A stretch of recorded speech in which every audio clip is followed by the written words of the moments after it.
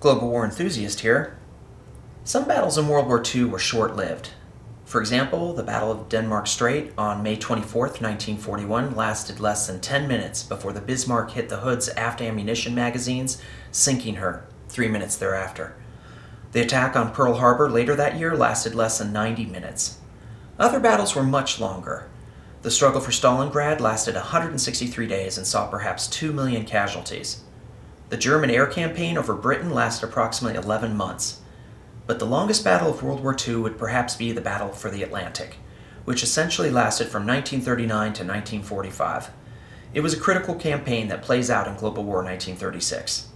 Let's explore the rules for convoy raiding, submarines, and maritime air patrol. Let's just start off with actually an optional rule, which is Rule 9.12, surface raiding ships. This rule says that if you have a surface ship with a speed of 3 or more, that you can use it to do convoy raiding. So what you would do is you go out into a sea zone, and if there's a sea zone that has 2 different convoy lines, you can pick which one you want to raid.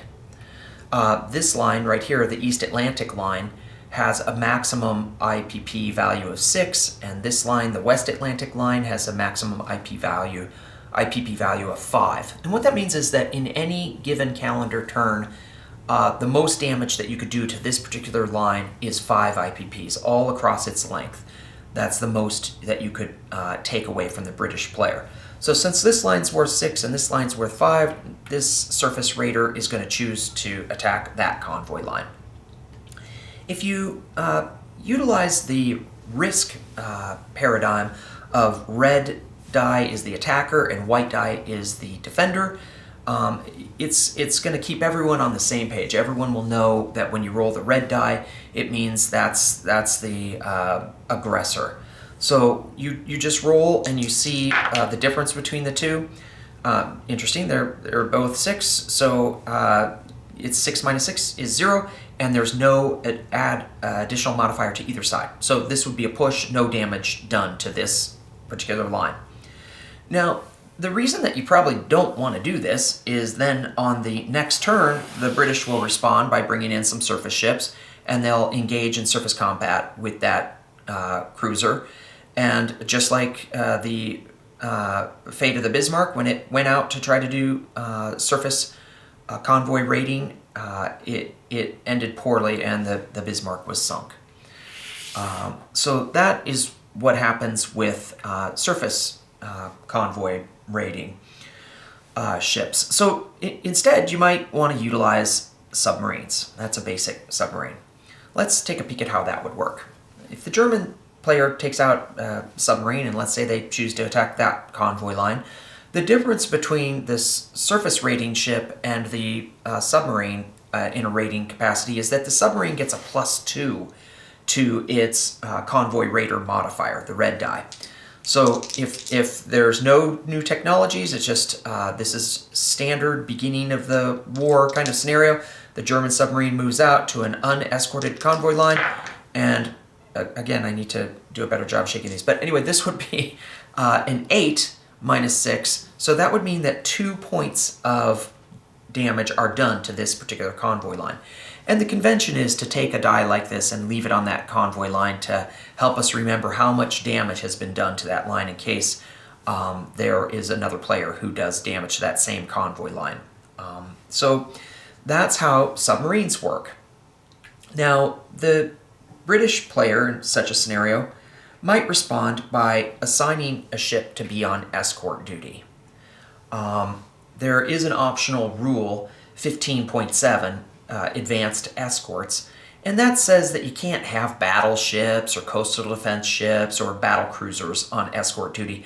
I actually really like that rule. I think it doesn't make a lot of sense that you would put a battleship on escort duty. Otherwise, if you don't have that optional rule, you could have a battleship here on escort duty. And when you...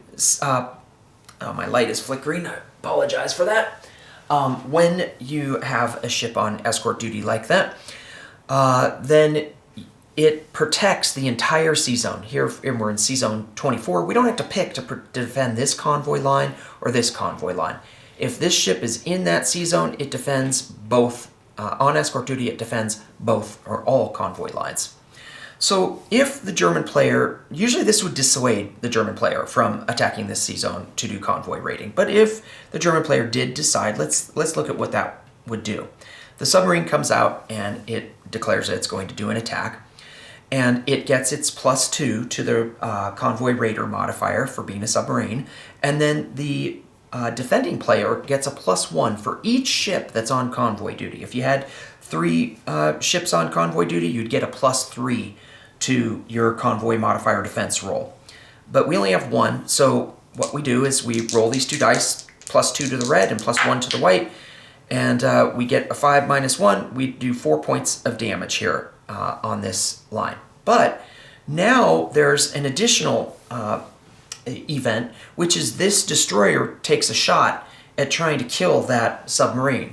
The destroyer hits at a 4 on a d12, and it misses. Okay, and now at this point, the submarine can decide if it wants to submerge. Oh no, I'm sorry. That would be if it was naval combat. This is not naval. This is just convoy raiding. So at that point, it's over.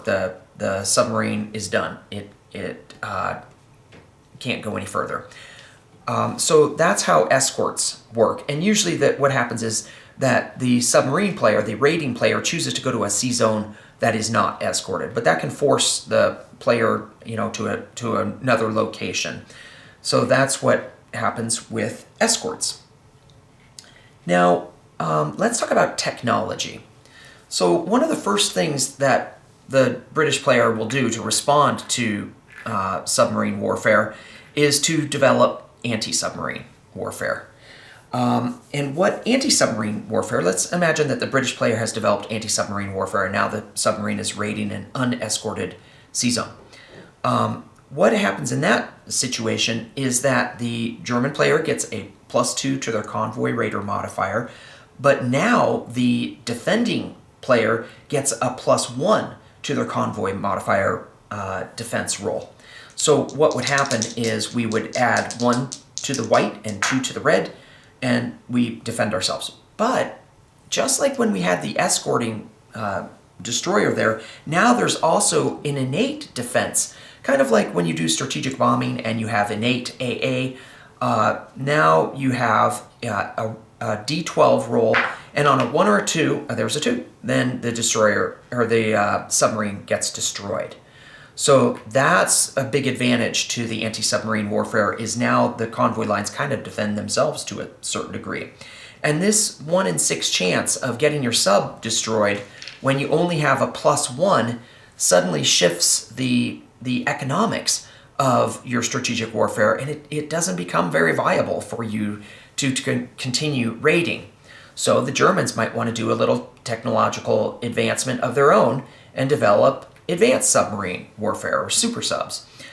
So if this super sub were raiding this particular convoy line, which had anti-submarine warfare technology to defend it, then what we would do is now the advanced submarines, if you remember, the surface ship added 0, the submarine adds a +2. If you did use a coastal sub, it adds a +1. So it's at least a sub, so it's better than the surface ship, but it's not as good as a standard sub. But the advanced submarines get a +4 to their rating roll. So if the British had advanced submarine warfare, they'd get a +1. The red gets a +4.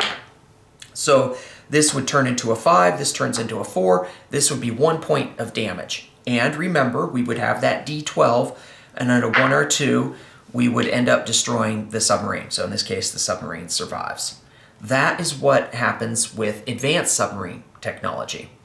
And then the British player might end up researching radar. And what radar does is it gives a +2 to the convoy modifier defense roll.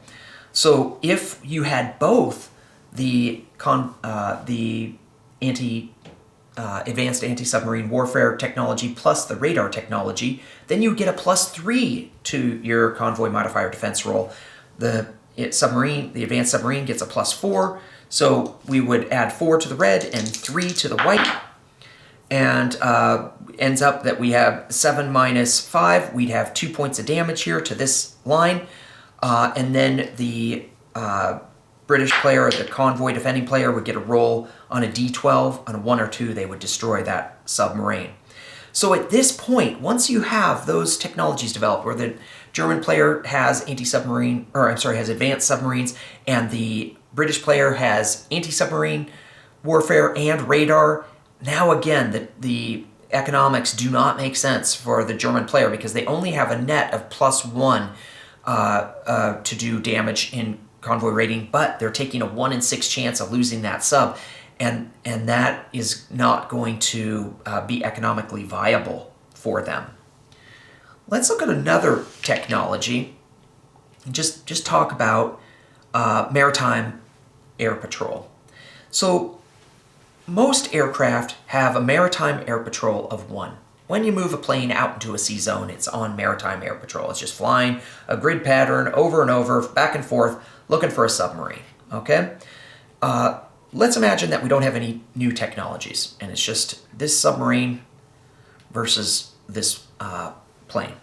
When you're in this situation and you have a plane on Maritime Air Patrol, if you have a destroyer within range, you move this plane out, say on combat movement, and then you move this destroyer into this sea zone, they can pair 1-to-1, and this becomes a very effective hunter-killer group where the plane spots the submarine and the destroyer comes in for the kill. Both the seaplane would get an attack and the destroyer gets an attack. And if they should hit, then the submarine could make one fire. It could fire back once, defend, and try to hit this destroyer. Okay? Now, if they both missed, then the submarine has the option to say, okay, I do want to fire at the destroyer and stick around another round, or I will submerge and withdraw. And that's a decision for the player with the submarine to make, okay? When we develop advanced submarine warfare, when we develop advanced submarines, then you cannot pair a plane on Maritime Air Patrol with a destroyer to attack an advanced submarine. That's one of their special abilities, is they cannot be hunted that way. Only the plane on Maritime Air Patrol can hunt the advanced submarine, and you only get one shot at him, and then he can submerge and get away. So that's where the technology long-range aircraft can be useful, because let's say this submarine is 2 away from a British territory. This seaplane does have a range of 2. The special advantage of seaplanes is their Maritime Air Patrol range is 2, whereas all other aircraft are 1 unless you have long-range aircraft developed, in which case medium bombers get a range of 2, and that becomes an important tool for destroying advanced submarines, because now you could fly that medium bomber 2 spaces and you get 1 shot to try to destroy that submarine, but it starts to become tricky, and the German player, if they do have advanced submarines, they're kind of running away, and the British player is kind of chasing them with their medium bombers. So that's that technology, the advantage of long-range aircraft. So we've talked about raiding with surface ships. We talked about raiding with standard subs. We talked about super subs, and we talked about Maritime Air Patrol as a way to defend, particularly if you're trying to hunt down advanced submarines. But there's another type of raiding, and that is when we do convoy raiding aircraft. So the German player uses an aircraft to raid a convoy line. And if you look at the modifiers, what happens there is that the aircraft gets a convoy raider modifier of +1, and so that would be flat for the defender. So this would be a 3, this is a 5, and the attack was a failure. It didn't do any damage. This isn't a very useful way to do much damage because you only get a +1, But if there were some reason that you were worried about doing strategic bombing or something like that, or maybe you were in Italy, it might do aircraft convoy raiding of the Mediterranean line for the British down in the Mediterranean, that might be a reasonable thing to do. But that is an optional rule. 9.14, convoy raiding aircraft. This is an optional rule. It's not a standard rule. So I think we've covered everything that I wanted to go over. There's one more thing, which is the 4 ways to destroy a submarine. Okay, there's 4 ways that you can destroy a submarine. So let's just talk about that. The first way is this submarine decides to attack a naval fleet. So the fleet defends itself, and they get a shot at the submarine, and that's the most standard, typical way that you might kill a sub. Another way is when we talked about developing advanced submarine warfare as a technology for the person who's defending a convoy line. Then you get that D12, and if you roll a 1 or a 2, you kill the sub. That's a second way that you could kill a submarine. A third way is that hunting that we talked about, where you have a plane that's on Maritime Air Patrol paired with a destroyer. That's a third way that you can kill. And then the fourth way is when you are attacking a submarine with just plane on Maritime Air Patrol with no other vessels. So I look forward, I'm sure that there are things we can learn from each other. If there's information I have incorrect, please let me know. I look forward to reading your comments, and thank you so much for watching.